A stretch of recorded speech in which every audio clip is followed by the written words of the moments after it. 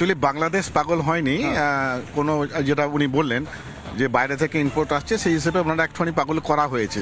তো পাগল করার মেন উদ্দেশ্য হচ্ছে যে ইন্ডিয়াকে ডিস্টার্ব করা, কারণ ইন্ডিয়া যথেষ্ট স্টেবল। আমি সামরিক দিক দিয়ে বলবো, সামরিক দিক যথেষ্ট স্ট্রং আছে। ওরা জাস্ট চেষ্টা করছে কোনো রকম উস্কি দিয়ে যুদ্ধ লাগানো বা ইত্যাদি ব্যাপারটা করছে, কিন্তু পারবে না। যুদ্ধ হলে কি হবে? যুদ্ধ হলে ডেফিনেটলি ডিস্ট্রয় হয়ে যাবে, মানে বাংলাদেশ বলে কিছু থাকবে না, নতুন একটা জিনিস তৈরি হবে, যেমন 71-এ করা হয়েছিল।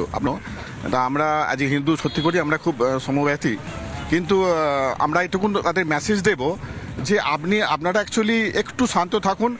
ইন্ডিয়া কিন্তু যথেষ্ট আপনাদের ব্যাকে আছে।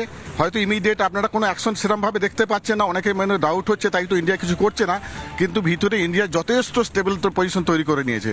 এবং আপনাকেই বলে দিলাম যে 71-এ যে জিনিস দেখেছে, যদি 2025-26 এমন যদি কিছু ঘটনা ঘটে তাহলে কিন্তু বাংলাদেশ বলে আর কিছু থাকবে না, এটুকুনে পরিষ্কার বলে দিলাম।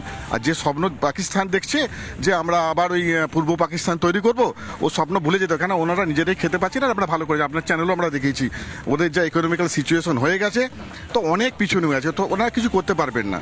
যেটা উনি বললেন একদম ঠিক, এটা বড় কোনো মাথা খেলছে, সেটা তো ব্যাকএন্ডে আপনারা ভালো করেই জানেন যে বড় মাথা খুব সামনে তাড়াতাড়ি আসে না, বাট একদিন আসবেই। তো ইন্ডিয়া